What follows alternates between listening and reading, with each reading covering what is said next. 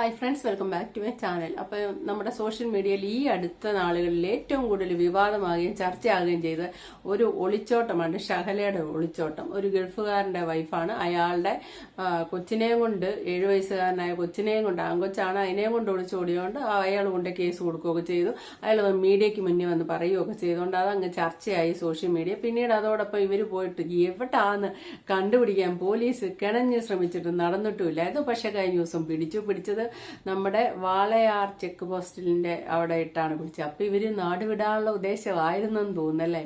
ശരിക്കും പറഞ്ഞാൽ ഇത് കേട്ട് വരുമ്പോ ഈ കുട്ടിയെ ഈ പെണ്ണ് കൊണ്ടുപോയില്ലായിരുന്നുവെങ്കിൽ അവർക്ക് എവിടെയെങ്കിലും പോയി വേണമെങ്കിൽ ജീവിക്കാം, ജീവിതം നല്ലതാകുന്നുള്ള അർത്ഥത്തിലല്ല പറയുന്നത്. കുറച്ചു കാലമൊക്കെ സ്വർണവും പണവും ഒക്കെ കൊണ്ടുപോയിട്ടുള്ളതുകൊണ്ട് കുറച്ചു കാലമൊക്കെ അടിച്ചു പൊളിച്ച് ജീവിച്ചിട്ട് ഇനി പോരാം. കാരണം ഇവർ രണ്ടുപേരും അങ്ങനെ ഒരു ഒളിച്ചോട്ടം ആഗ്രഹിക്കുന്നുണ്ട്. അത് നമ്മൾ ഇതിന്റെ ഇടയിൽ കൂടെ നമുക്ക് മനസ്സിലാവും. അതെങ്ങനെയാണെന്ന് ചോദിച്ചാൽ, ഈ പെൺകുട്ടിക്ക് ഇയാളുടെ കൂടെയുള്ള ലൈഫ്, ഷഹലയ്ക്ക് അവരുടെ ദാമ്പത്യം ഇഷ്ടമില്ല, അവരുടെ ചേച്ചി അവരുടെ ലൈഫിൽ കയറി ഇടപെടുന്നോ ഇനി എന്തേലും ആയിക്കോട്ടെ, എന്താണേലും അവർ തമ്മിൽ പൊരുത്തമില്ല.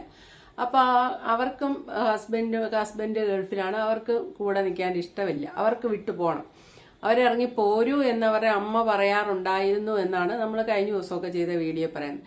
അപ്പോഴും മാന്യമായ വഴി ഉണ്ടായിരുന്നു. ഇറങ്ങി നേരെ വീട്ടിൽ പോയി നിന്നിട്ട് ഈ ഹസ്ബൻഡിനെ ഇഷ്ടമില്ല, ഡിവോഴ്സ് ചെയ്തിട്ട് വേറൊന്ന് കല്യാണം കഴിക്കാം. അപ്പൊ അതിനെക്കാട്ടും മോശമായ വഴിയാണ് പുള്ളിക്കാരത്തി തെരഞ്ഞെടുത്തത്. ഒരു മൊബൈൽ ഷോപ്പ് ഉടമയായിട്ട് മൊബൈൽ മേടിച്ചതോ റിപ്പയർ ചെയ്യുകയോ ഒക്കെ ചെയ്ത് പരിചയമായി. അപ്പം ഒരേ തൂവൽ പക്ഷികളാണെന്ന് അവർക്ക് തോന്നി. അതായത് ഇപ്പൊ കേൾക്കുന്ന വിവരം എന്താണെന്ന് ചോദിച്ചാൽ, ഈ മൊബൈൽ ഷോപ്പ് ഉടമ മുഹമ്മദ് റാഫി, നമ്മൾ ആദ്യം കേട്ടിരുന്ന ഹിന്ദുവിന്റെ ഒപ്പം ഒളിച്ചോടിയെന്ന്, അതല്ല ശരി, ഒരേ ജാതിയൊക്കെയാണ്, മുസ്ലിമാണ്. അപ്പൊ മുഹമ്മദ് റാഫിയുടെ 7ഉം 9ഉം വയസ്സുള്ള കൊച്ചുണ്ട്, പിന്നെ 6 മാസമോ അങ്ങാണ്ടായ കൊച്ചും കൂടെ ഉണ്ട്. അപ്പൊ എന്താണ് ഇവർ പറയുന്നത് ചോദിച്ചാൽ, അയാൾക്കും ദാമ്പത്യത്തിൽ പ്രശ്നമായിരുന്നു. പക്ഷെ ഇത്രയും പ്രശ്നങ്ങൾക്കിടയിൽ ഇയാൾക്ക് 3 പിള്ളേരുണ്ടായി അല്ലേ, അതിനൊരു കുഴപ്പമുണ്ടായില്ല. പക്ഷെ ദാമ്പത്യത്തിൽ ചേർച്ചയില്ല, അവിടെയും പ്രശ്നമായിരുന്നു. അപ്പൊ അയാളും എങ്ങനെയെങ്കിലും അതിൽ നിന്നൊന്ന് എസ്കേപ്പ് ചെയ്യാൻ വേണ്ടി നോക്കിയിരുന്നപ്പോഴാണ് ഇവിടെ ഷഹലയും നോക്കിയിരുന്നത്. അങ്ങനെ ഒരേ തൂവൽ പക്ഷികൾ തമ്മിൽ യോജിച്ചതാണ് നമ്മളിപ്പോ കേട്ട ഈ വാർത്ത. ഏതായാലും ചെക്ക് പോസ്റ്റിൽ നിന്ന് പിടിച്ചു കഴിഞ്ഞപ്പോഴത്തേക്കിന് പോലീസുകാർ നേരെ ഇയാളെ വിളിച്ച്, ആദ്യത്തെ ഭർത്താവിനെ വിളിച്ച് പറഞ്ഞു. അയാളും ചേച്ചിയും ഉമ്മയും കൂടെ നേരെ പോലീസ് സ്റ്റേഷനിൽ ചെന്നപ്പം എന്താണ് അവിടെ സംഭവിച്ചതെന്ന് നമുക്കറിയില്ല. കുട്ടി എന്താണേലും അങ്ങേർക്ക് വിട്ടുകിട്ടി.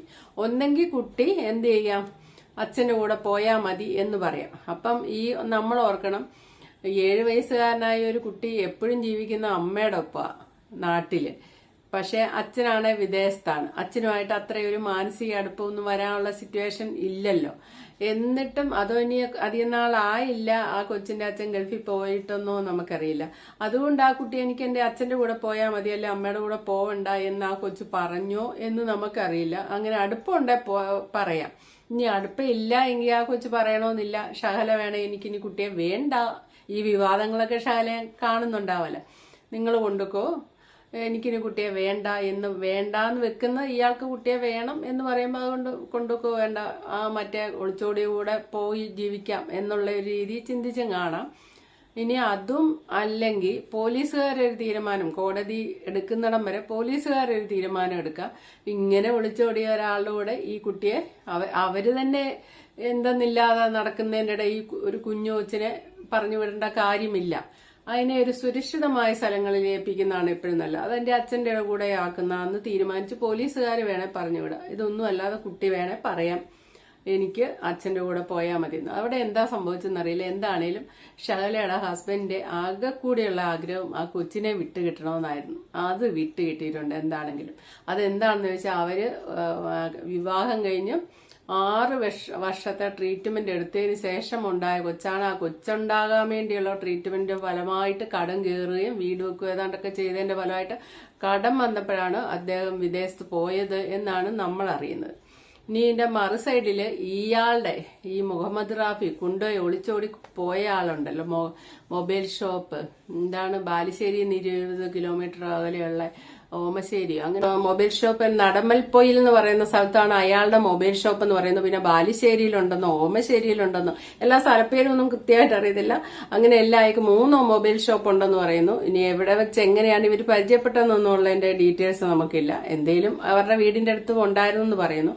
ഏതായാലും അദ്ദേഹത്തിന്റെ വീട്ടിൽ നിന്ന് അദ്ദേഹം ഈ ഒളിച്ചോടിയ വാർത്ത പരന്നോടുകൂടി ഈ ചെറിയ 6 മാസവും ആയ കൊച്ചിനെയും 7 9 വയസ്സുള്ള കൊച്ചിനെ എടുത്ത് അയാളുടെ ഭാര്യ അയാളുടെ ആ വീട്ടിൽ നിന്ന് ഇറങ്ങി പോയി എന്നാണ് പറയുന്നത്. ഇപ്പൊ അങ്ങനെ പറയുന്നുണ്ട്, അങ്ങനെ ന്യൂസ് വരുന്നുണ്ട്.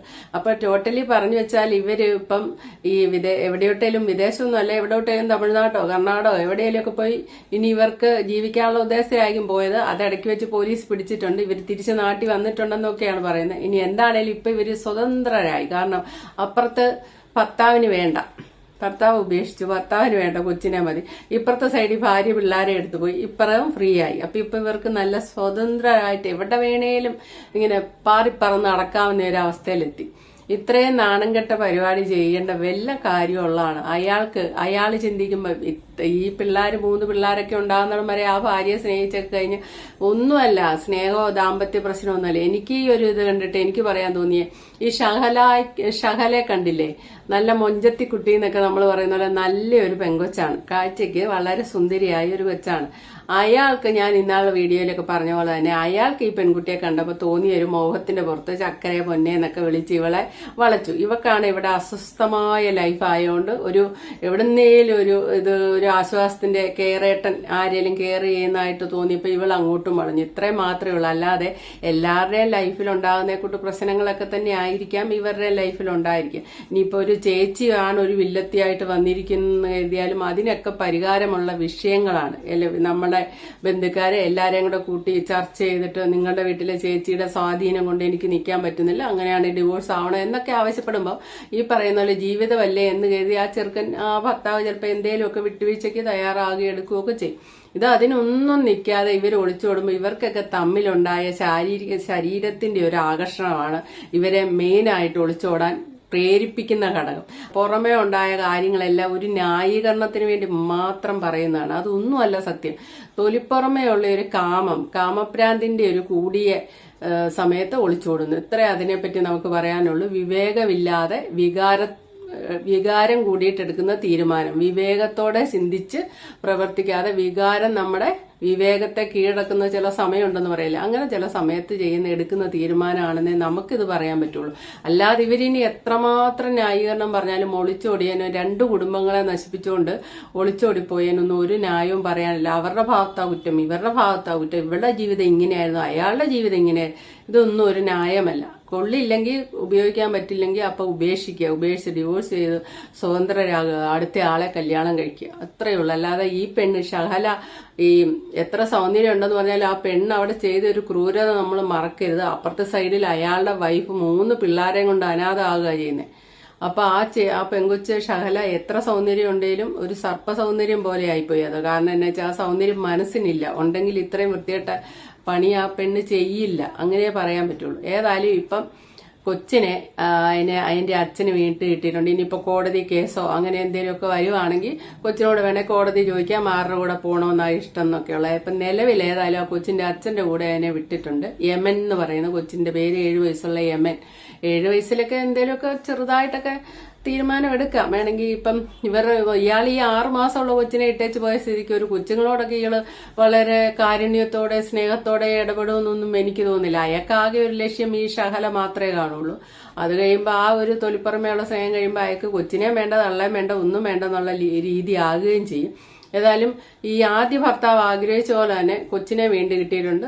പിന്നെ പോയതിന്റെ ഒരു സമ്മാനമായിട്ട് അയാളുടെ ഭാര്യയും പിള്ളേരും അയാളെ ഉപേക്ഷിച്ച് പോയിട്ടുണ്ട്. അപ്പൊ ഇവർക്ക് ഇനിയിപ്പം സ്വന്തമായിട്ട് താമസിക്കാവുന്നേ ഉള്ളൂ. അപ്പൊ ഇതാണ് ഷഹല ഷെരീഫും മുഹമ്മദ് റാഫിയും ഒളിച്ചോടിയിട്ട് അതേപടി തിരിച്ച് ബാലുശ്ശേരിയിൽ എത്തിയിട്ടുണ്ടെന്നാണ് പറയുന്നത്. ഇതാണ് ലാസ്റ്റ് കിട്ടിയ വാർത്ത. അപ്പൊ okay, thank you for watching. അടുത്ത വീഡിയോ കാണാം.